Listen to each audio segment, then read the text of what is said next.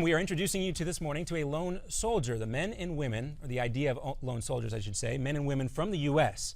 who have signed up to fight for Israel. This morning, we're joined by one of them, Joseph Lenoff, who is an American teenager. He signed up for the Israeli Defense Force. Joseph, it's great to have you with us. Thank you for having me. All right, you look like a teenager, or you say you are a teenager. You've got a better beard than I think I can grow right there. But talk to us about your decision. What was the final straw for you that said, you know what, I've got to sign up and I've got to be over there as opposed to where I am right now? Yeah, so I think to answer that question, I have to go, before I even joined the IDF, the Israeli Defense Forces, I was supposed to play football in college, but I was injured during my summer training, so I wasn't able to actually go through and play. So I wanted to take a gap year between my high school and university, and I wanted to do something really challenging and something really meaningful and something that would complement what I had done in football and the skill set I had developed. So once I decided to spend that gap year in Israel, the IDF became kind of a natural choice for me. My thinking more or less went, if I couldn't use the tools that football gave me to play football, then I could use them to help defend my people in Israel. So I think a lot of Americans volunteer out of a sense of Zionism and this greater purpose, but that wasn't my personal experience. I feel that way now, but it's not how I felt originally. Joseph, tell me what it was like to be an American over there. Were you treated as rather a comrade in arms with the other Israeli soldiers? Totally. Yeah. It was amazing, the support that I got. I was like you said, I was called a lone soldier.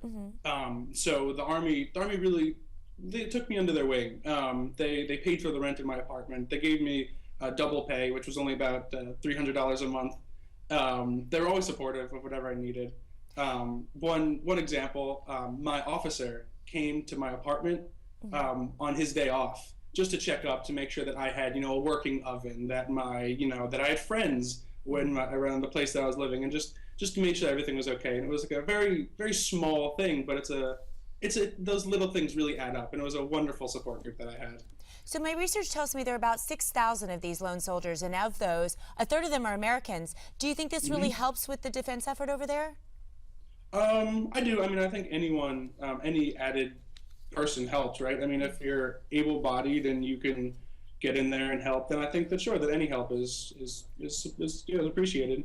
Joseph, you mentioned how many folks do this. Morgan had some stats there too.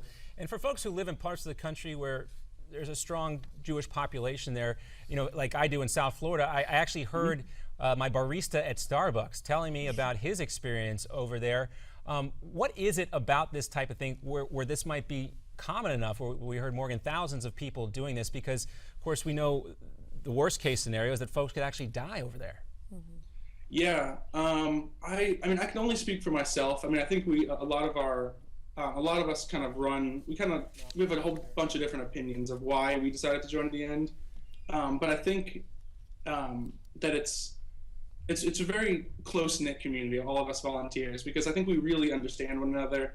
We know what it's like to go through Hebrew course in the Army, which is terrible. We spend our weekends together. There's this great organization called the Michael Levine Center for Lone Soldiers, and they hold these dinners on Friday nights. So a lot of us got to know each other through those dinners. And it's, unfortunately, I think you were talking about some people passed away, 2 Americans, Sean Carmeli and Max Steinberg. They died recently fighting Hamas. Obviously all death is terrible, and my heart really goes out for the fallen on both sides. But their deaths were particularly hard on me. Haaretz reported that Sean's last words to his mother were, "Mom, I'm not scared at all for you. I'm not scared at all for me. I'm scared for you." And I get goosebumps reading that, because I know that exact mentality. Well, just let me hop in here, because what does your mom say about this? As some folks might not realize, service in the IDF for native Israelis, I believe, is not an option, right? Right. For Israelis, it's compulsory. It's compulsory, but for you, it is a choice. And what did I volunteered. You volunteered. So what did your mom or your dad say to you when you said, "I'm doing this"? I was lucky that my parents were totally supportive. I couldn't have had a better support group than my parents, and they were all for it. They knew it was dangerous, but they knew it was important, so they wanted me to go ahead and do what I wanted to do. So you're going back to Israel in a week, and with this all the escalation of fighting we're seeing, how do you feel about that? Yeah, I'm going back to lead a Birthright Trip, which is like a free trip that Americans get to come to Israel to experience a little bit of Israeli life. I think that it's important to keep doing what it is you were going to do otherwise. Like, I think that you have to keep going on with your life, or all the warfare and all the terrorism wins. I made these plans months ago, and I don't think the situation's so bad that I should cancel those plans. I would never fault someone who feels differently, but when Hamas calls the reduced tourism a great victory, then I'm personally happy to take a little bit of that victory away from them. Yeah, Joseph, you mentioned the Birthright Trips, and for folks who might not be aware of these are free trips that kids here in the United States can go on to go visit Israel and see the very important historical sites there. Did you do that when you were a kid, and is that part of the reason why you felt such a strong connection to go back and fight for Israel? I never did it personally as a kid. I do have family over there. My aunt and uncle and my cousins live over there. So I visited them maybe, a handful of times when I was a kid. But yeah, it wasn't, Birthright didn't, sometimes people who do Birthright end up joining the IDF, but no, that wasn't my personal experience, no.